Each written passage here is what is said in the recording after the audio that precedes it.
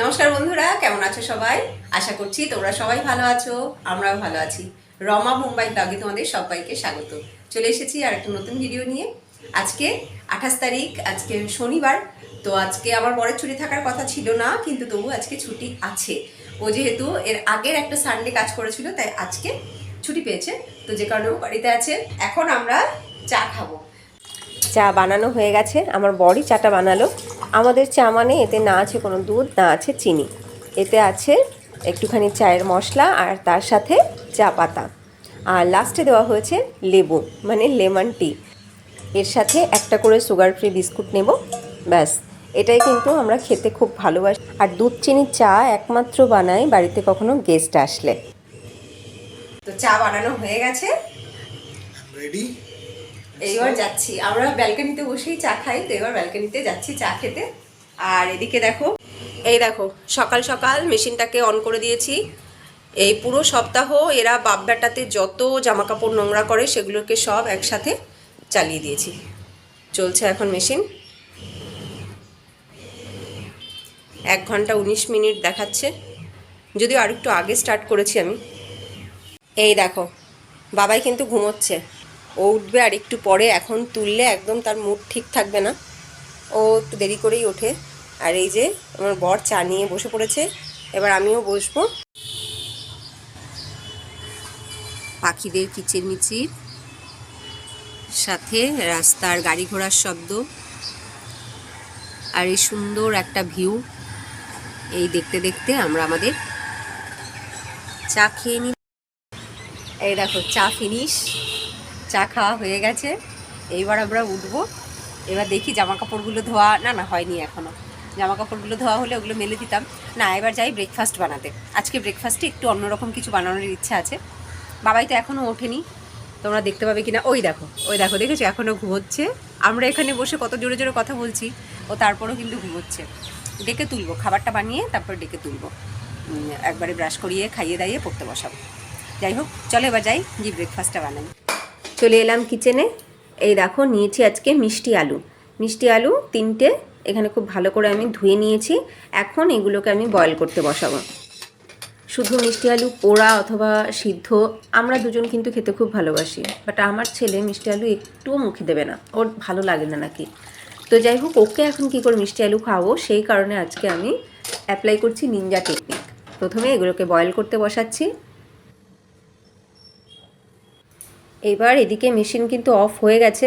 এই দেখো, machine of হয়ে গেছে। আমি এবার জামা কাপড়গুলোকে তুলে নেব। আর এই যে জামা কাপড়গুলো একদম সেই একটা আর একটার সাথে বেঁধে থাকে রীতিমতন, এর কোনো উপায় যদি তোমাদের জানা থাকে আমাকে অবশ্য জানিও, কারণ এগুলোকে তুলতে সত্যি ভীষণ কষ্ট হয়। তো এবার আমি এগুলোকে তুলবো।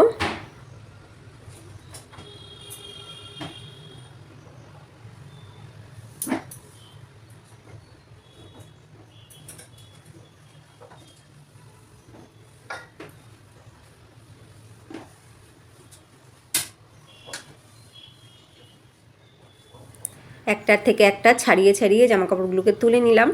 এইবার মেশিনটাকে সরিয়ে দেব। আমার তো এই বাথরুমের সামনে খুব বেশি জায়গা নেই, তাই আমাকে মেশিনটাকে কিন্তু সরিয়েই রাখতে হয় আর টেনে এখানে এনে চালাতে হয়। আমার খুব বড় ফ্ল্যাট নয়, ছোট্ট ফ্ল্যাট, যে কারণে এই অসুবিধাটা হয়। তবে শুধু আমি নয়, মুম্বাইয়ের প্রায় 90% মানুষেরই এই একই সমস্যা। ফ্ল্যাটে জায়গা খুব অল্প, কারণ এখানে বড় ফ্ল্যাট নেওয়ার সামর্থ্য বোধহয় 5 থেকে 10% মানুষেরই আছে। বাকি 90% মানুষের সামর্থ্য নেই বড় ফ্ল্যাট নেওয়ার, কারণ এখানে ফ্ল্যাটের রেট আকাশচুম্বী। তো যাই হোক, এইবার জামাকাপড়গুলো আমি মেলতে চলে আসলাম। ছোটো মোটোগুলো সব এই গ্রিল দিয়ে দেবো, আর বাদবাকি বড় বড় সব রয়েছে, সবই ওদের শার্ট প্যান্ট এগুলো, তো সেগুলো সব উপর দিয়ে দেবো হ্যাঙ্গারে করে। তো ফ্ল্যাটের এই সমস্যাটা তো আর কখনোই মিটবে না, জামা কাপড় শুকোনোর জন্য জালনাই ভরসা। তো যাই হোক, দেখো সবগুলো মেলে দিলাম। এইবার লাগিয়ে দিচ্ছি আমি ক্লিপ। ক্লিপ না লাগালে একটা জামা কাপড়ও কিন্তু থাকবে না, প্রচণ্ড হাওয়া। আর এখন এসেছেই সেই হাওয়ার দিন। এখন জামা কাপড় এখান থেকে উড়ে উড়ে একদম নিচে সোজা, যতই গ্রিলের ভেতরে থাকুক। ওই মিষ্টি আলু সিদ্ধ বসিয়ে রেখে, মানে কুকারে বসিয়ে দিয়ে তারপরে এসেছিলাম জামা কাপড়গুলো মেলতে। তো মিষ্টি আলু কিন্তু সিদ্ধ হয়ে গেছে। তো 3টে সিটি অলরেডি পড়ে গেছে। যাই হোক, আমার জামা কাপড়ও মেলা হয়ে গেল। এইবার আমি যাই, গিয়ে খাবারটা বানাই।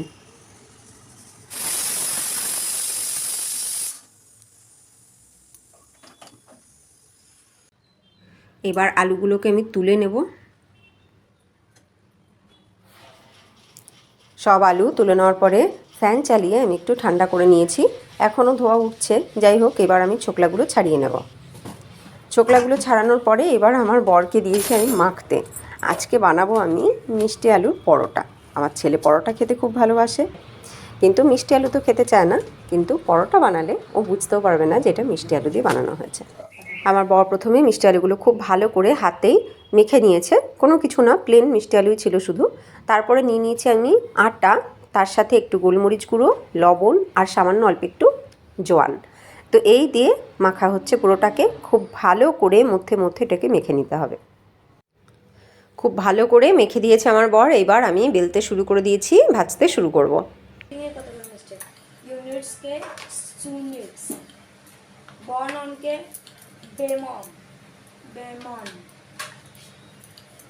বাবা ইতিমধ্যেই ঘুম থেকে উঠে ব্রাশ ট্রাশ করে পড়তে বসে গেছে। ওকে বলেছি যে আজকে পরোটা বানাচ্ছি, তুই তাড়াতাড়ি করে কর। ও কিন্তু তাড়াতাড়ি করে করছে। পরোটা খেতে খুব ভালোবাসে। পরোটার কথা শুনে কিন্তু খুব খুশি হয়ে গেছে। পরোটাগুলো আমি সাদা তেল দিয়ে আজকে ফ্রাই করছি না, আজকে ঘি দিয়ে করে নিচ্ছি। ঘি আমাদের জন্য সাদা তেলের তুলনায় অনেক বেশি ভালো। তো এই ধরনের খাবার খেতে তো খুব ভালো লাগে, কিন্তু প্রতিদিন কখনোই এগুলো খাওয়া উচিত নয়। আমিও যদিও এগুলো খুব রেয়ারলি বানাই, স্যাটারডে সানডে করে কিছু স্পেশাল বানানোর চেষ্টা করি, তবে সেটা ম্যাক্সিমামই হয়ে থাকে সাউথ ইন্ডিয়ান। তো অনেক দিন বাদে আজকে পরোটা বানাচ্ছি। প্রত্যেকটা পরোটা দেখো খুব সুন্দর ফুলে উঠছে। আর পরোটাগুলো কিন্তু সবগুলো দারুণ নরম হচ্ছে, দারুণ নরম তুলতুলে পরোটা তৈরি হচ্ছে। আর মিষ্টি আলুর পরোটা খেতে কিন্তু সত্যি খুব ভালো লাগে। দেখো আমার বানানো হয়ে গেছে, পরিবেশন করে নিয়েছি। আজকে অন্য কিছু আর বানাইনি পরোটার সাথে খাওয়ার জন্য, টমেটো কেচাপ দিয়েই আজকে আমি সার্ভ করলাম। ওদিকে আমার বর আর ছেলে টেবিল চেয়ারে বসে অপেক্ষা করছে কতক্ষণে আমি খাবারটা দেবো। বলছে তাড়াতাড়ি আনো। তো নিয়ে চলে এলাম এদের জন্য।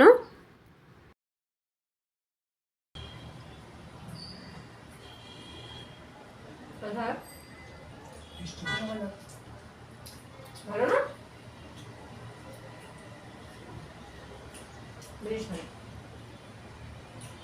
কেচাপের সাথে কেমন লাগছে?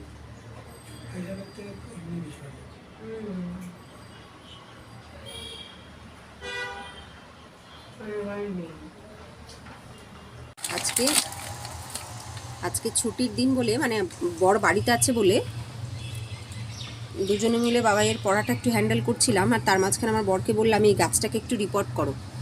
আমার এই গাছটা এত সুন্দর একটা গাছ, কিন্তু পাতাগুলো দেখো কেমন পেকে যাচ্ছিল, দেখে আমার সন্দেহ হয়েছে। তা আমি ওকে বললাম এটাকে একটু রিপোর্ট করো, আমার মনে হয় কিছু হয়েছে। দেখো সত্যি সত্যি বার করেছি প্লাস্টিক থেকে, কি বিচ্ছিরিভাবে রুট বাউন্ড হয়েছে। দেখো, দেখেছো? মাটি দেখা যাচ্ছে না, শুধুমাত্র শিকড় শিকড় আর শিকড়। এই কারণেই পাতাগুলো এরকম পেকে যাচ্ছিল। এইবার বুঝতে পেরেছি। এই যে দেখেছো, ভালোই হয়েছে এটাকে আজকে খুলে।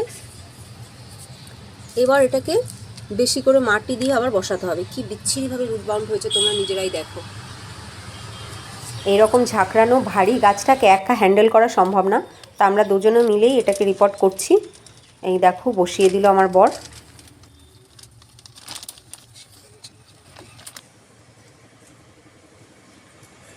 স্ট্যান্ডে সোজা হয়ে বসেছে কিনা সেটা খেয়াল করো ভালো করে।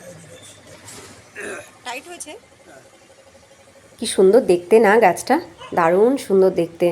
এবার পুরো অনেকটা বড় করে প্রায় 10 ইঞ্চি থেকে 12 ইঞ্চির একটা টব বানিয়ে তার ভেতরে আমি গাছটাকে রিপোর্ট করলাম।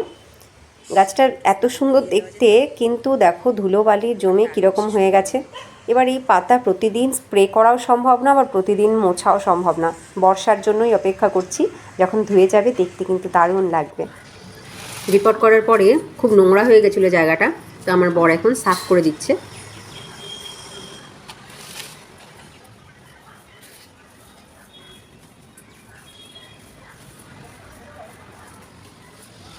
দুপুরে রান্না বসে গেছে। এই দেখো ভাত হয়ে গেছে, ভাতটা আবার নামিয়ে উপর দেবো।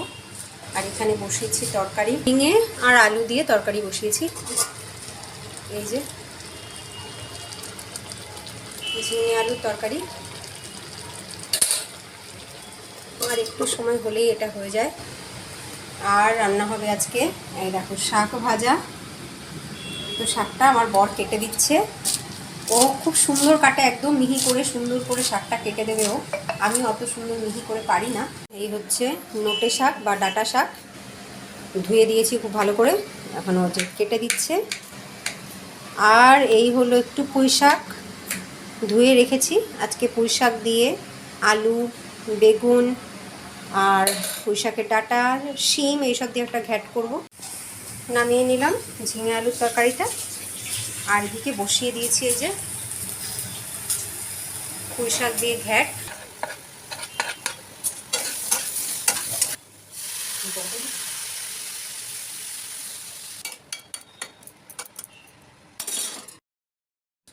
সব সবজিগুলো কষিয়ে ঢেকে রেখে দিয়েছিলাম, কিছুক্ষণ পরে ঢাকনা খুলে এইবার আমি অ্যাড করলাম পুঁই শাক। পুঁই শাকগুলো একটু বড় বড় করে কাটা হয়েছে, মানে এগুলো একদম গলে যাবে। আবার ঢেকে দিলাম। হয়ে গেল আমার ঘ্যাট। এই ঘ্যাট একটু কুমড়ো থাকলে কি ভালো হতো। যাই হোক, আমি কড়াইটাকে ধুয়ে এবার বসিয়ে দিচ্ছি শাক ভাজা। দিয়ে দিয়েছি একটুখানি কালো জিরে, কাঁচা লঙ্কা, এবার দেবো একটুখানি থেতো করা রসুন। এই থেতো করা রসুনটাতে কিন্তু শাক ভাজার ফ্লেভার সত্যি খুব ভালো আসে। এটাকে একটু ভাজা ভাজা করে নিয়েছি, এইবার কেটে রাখা শাকগুলো দিয়ে দিচ্ছি। আমি শাক ভাজায় কখনো হলুদ ব্যবহার করি না, শুধুমাত্র লবণ দিই। তো দেখো খানিকটা লবণ দিয়ে এবার খুব ভালো করে নাড়াচাড়া করে ঢেকে রেখে দেবো। আর শাক কিন্তু সবসময় ঢেকে ঢেকেই রান্না করতে হয়। কিছুক্ষণ পরে ঢাকনা খুলে নিয়েছি, আমার শাক ভাজা কিন্তু রেডি। এবার দিয়ে দিলাম ক্র্যাশ করে রাখা চিনে বাদাম।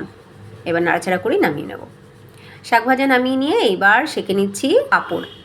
এই পাঁপড়টা দারুণ খেতে, মেলা থেকে কিনেছিলাম অনেকগুলো টাকা। এক প্যাকেট পাঁপড় নিয়েছিল 200 টাকা, কিন্তু দারুণ খেতে। হয়ে গেছে রান্না। এই হচ্ছে শাক ভাজা, আর তার সাথে এই হচ্ছে সেঁকা পাঁপড়, আর এই হলো দুটো তরকারি।